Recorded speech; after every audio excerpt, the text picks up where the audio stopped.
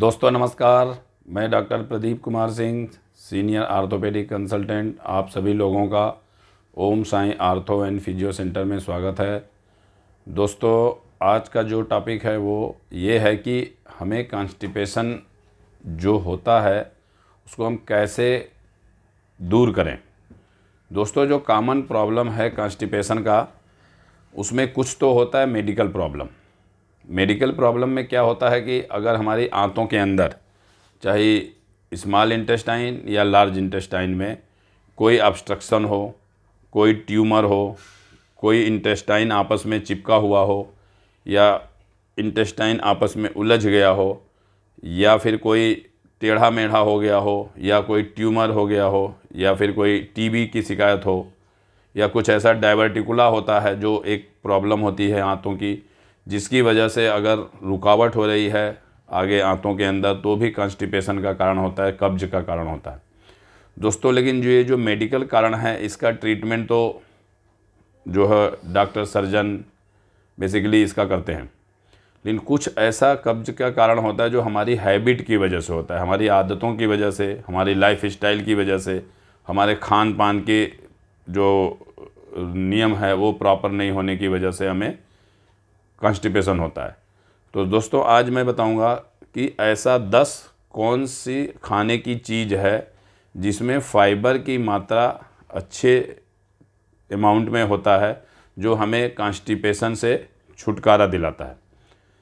दोस्तों जो हमें प्रतिदिन फाइबर की ज़रूरत होती है वो 35 ग्राम फाइबर पर डे, मतलब 24 आवर में अगर हमारे अंदर 35 ग्राम फाइबर जाता है तो हमें कॉन्स्टिपेशन की जनरली समस्या नहीं होती। दोस्तों जो पहला फूड है वो जिसमें फाइबर अच्छे अमाउंट में होती है वो है बीन्स। बीन्स में जैसे राजमा और लोबिया, स्पेशली ये दो होते हैं। राजमा को किडनी बीन्स और लोबिया को ब्लैक आई बीन्स भी कहते हैं। ये हमें 1 कप अगर बीन्स हो तो उसमें लगभग 10 ग्राम के आसपास हमें फाइबर उसमें होता है। दोस्तों जो बीन्स होता है उसके अंदर सॉल्युबल फाइबर होता है, कुछ इनसॉल्युबल फाइबर होता है, और जो बीन्स की हमारी कैपेसिटी होती है ब्लड शुगर को कम करने की और कोलेस्ट्रॉल भी कम करने की हमें उसकी प्रॉपर्टी होती है।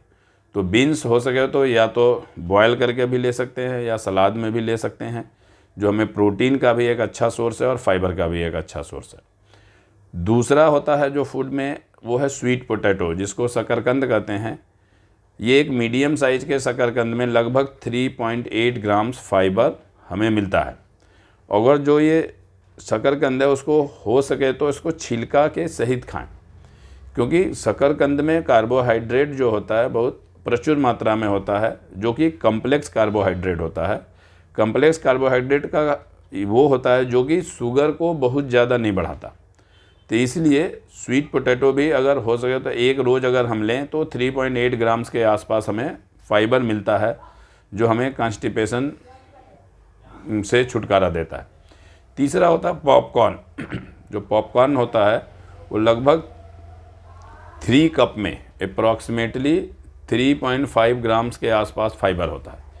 तो जो एयर पॉप्ड पॉपकॉर्न होता है जो जिसमें बटर वगैरह नहीं डला हो, वो बटर वाला पॉपकॉर्न के अंदर हमारे अंदर जो है कैलोरी बहुत ज़्यादा बढ़ जाती है, और हमारे बटर की वजह से हमारे इंटेस्टाइन के अंदर मोटेलिटी जो है स्लो करता है। इसलिए जो एयर पॉप्ड पॉपकॉर्न होता है वो हमारे कॉन्स्टिपेशन के लिए भी हेल्पफुल होता है। इसमें लगभग 3.5 ग्राम के आसपास 3 कप के अंदर फाइबर होता है। दोस्तों एक जो 4th फूड है वो है कीवी फ्रूट। कीवी फ्रूट जो होता है वो भी हमारे फाइबर के लिए बहुत अच्छा सोर्स माना जाता है। एक मीडियम साइज का कीवी फ्रूट के अंदर लगभग 2.5 ग्राम, लगभग 2.5 ग्राम के आसपास फाइबर होता है। और जो कीवी फ्रूट है वो बीज सहित, उसके सीड के सहित खाएं तो अच्छा है, और उसके छिलका भी हो सके तो उसके सहित खा सकते हैं, नहीं तो। और दूसरा चीज़, कीवी फ्रूट के अंदर बहुत सारे हैवी अमाउंट में विटामिन्स होते हैं, न्यूट्रिएंट्स होता है, एंटीऑक्सीडेंट्स होता है। तो अगर 2 कीवी फ्रूट अगर हम पर डे लें तो बहुत अच्छा होता है, क्योंकि ये स्टडी बताती है कि इंटेस्टाइन की मूवमेंट जो होता है वो अगर 2 कीवी फ्रूट रोज़ लेते हैं तो इम्प्रूव हो जाता है। तो कीवी फ्रूट भी जिसको कॉन्स्टिपेशन है उनको लेने में हमारी सहायता करता है। पांचवा जो फूड है वो है nuts and seeds. Nuts and seeds में स्पेशली आलमंड है, वॉलनट है, सीड्स में सेसमन के सीड्स है या कद्दू का बीज जो होता है, पम्पकिन सीड है, वो होता है। तो आलमंड में लगभग 1 आउंस आलमंड के अंदर 3.5 ग्राम फाइबर होता है और 1 आउंस में लगभग 23 के आसपास 23 to 25 संख्या में बादाम होता है। उसी तरह वॉलनट जिसको अखरोट कहते हैं वो भी 1 आउंस के अंदर लगभग 2.7 ग्राम्स के आसपास फाइबर होता है और 1 आउंस में लगभग 19 से लेकर 20 हाफ जो उसका पार्ट होता है वो उसके अंदर आता है। सेसमन सीड जो तिल कहते हैं उसको रॉ फार्म में और रोस्टेड फार्म में ले सकते हैं, लेकिन 1 चम्मच सेसमन सीड में लगभग 11 ग्राम के आसपास फाइबर होता है। कद्दू का जो बीज होता है उसके भी 1 आउंस में लगभग 5 ग्राम के आसपास फाइबर होता है। तो पम्पकिन सीड भी हमें जो है कॉन्स्टिपेशन से छुटकारा दिलाता है। इसको हम नट्स और सीड्स को सलाद के ऊपर छिड़क कर खा सकते हैं, या जो विटामिन और मिनरल की भी इसके अंदर बहुत अच्छे अमाउंट में मात्रा होता है, तो इसको सलाद में या वैसे भी थोड़े थोड़े अमाउंट में रेगुलरली ले सकते हैं। बहुत ज़्यादा अमाउंट नहीं लेना चाहिए क्योंकि इसके अंदर हमें आयल होता है तो कैलोरी भी इसके अंदर ज़्यादा होता है। दोस्तों जो अगला फूड है वो है फ्लैक्स सीड जिसको हम अलसी कहते हैं। उसके भी 1 चम्मच में लगभग 2.8 ग्राम के आसपास फाइबर होता है और अलसी का जो सीड होता है उसके अंदर सॉल्युबल फाइबर भी होता है, इनसॉल्युबल फाइबर भी होता है, एंटीऑक्सीडेंट भी होता है और ओमेगा 3 फैटी एसिड होता है। तो अलसी के बीज के अंदर फाइबर के साथ साथ ये सारे हमारे जो कॉन्स्टिपेशन के जो प्रॉब्लम को इम्प्रूव करने के लिए होता है और दूसरा कुछ एंटीऑक्सीडेंट और ओमेगा 3 फैटी एसिड भी होता है। तो इसीलिए फ्लैक्स सीड जो अलसी का सीड है ये भी हमारे लिए बहुत फ़ायदेमंद होता है। दोस्तों 7वां जो फूड है वह ब्रोकली। ब्रोकली जो हम बाज़ार में देखते हैं वो 1 कप ब्रोकली के अंदर लगभग 2.8 ग्राम्स के आसपास फाइबर होता है, जो कि एक सिग्निफिकेंट अमाउंट में इसको कहते हैं। और इसके अलावा ब्रोकली के अंदर विटामिन सी भी होता है, एंटीऑक्सीडेंट्स भी होता है, कुछ बहुत माइक्रो न्यूट्रिएंट्स होता है, तो हम ब्रोकली को भी ले सकते हैं। 8वां होता है बेरीज। बहुत सारे बेरीज हैं जैसे रास्पबेरीज हैं, ब्लैकबेरीज हैं, ब्लूबेरी हैं, स्ट्रॉबेरी हैं। ये भी इसमें भी बहुत ज़्यादा मात्रा में फाइबर होता है, एंटीऑक्सीडेंट्स होता है, विटामिन सी होता है, मिनरल्स होता है। तो अगर हो सके तो बेरीज भी अपने डाइट में हम रेगुलरली लें तो हमारे लिए बहुत फ़ायदेमंद होता है। 9वां होता है जो पियर्स, प्लम और एप्पल। ये छिलका सहित लें और नॉर्मली 1 पियर के अंदर लगभग 5 ग्राम्स के आसपास फाइबर होता है और 1 लार्ज एप्पल के अंदर लगभग 5 ग्राम्स के आसपास फाइबर होता है। और ड्राई प्लम्स जो बेर होता है, सूखा बेर, और प्रून्स जिसको कहते हैं सूखा आलू बुखारा, इसके अंदर भी बहुत अच्छी मात्रा में हमारे फाइबर्स होते हैं। लगभग 1 कप ड्राई प्लम्स या 1 कप प्रून्स के अंदर लगभग 12 ग्राम्स के आसपास हमें फाइबर की मात्रा मिलती है। दोस्तों लास्ट में जो एक फूड है जो सबसे कॉमन है ड्राई फ्रूट। ड्राई फ्रूट में स्पेशली रेजिन जो किशमिश कहते हैं, और 1 कप किशमिश के अंदर लगभग 7 ग्राम के आसपास हमें फाइबर मिलता है और 1 कप ग्रेप्स के अंदर लगभग 1 ग्राम फाइबर मिलता है।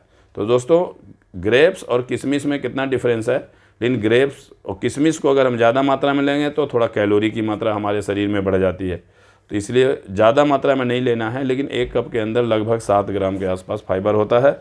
इसी के साथ अगर ड्राई एप्रिकॉट लें या अंजीर जिसको फिग कहते हैं, इसमें भी एक्सीलेंट सोर्स होता है फाइबर के। और ड्राई फ्रूट जब भी लें उसको ज़्यादा मात्रा में लें, कंट्रोल फार्म में लें, जिसमें फाइबर तो ज़्यादा होता है साथ में कैलोरी भी ज़्यादा होता है। तो ज़्यादा ड्राई फ्रूट लेने में कई बार हमारा वेट बढ़ने का डर होता है।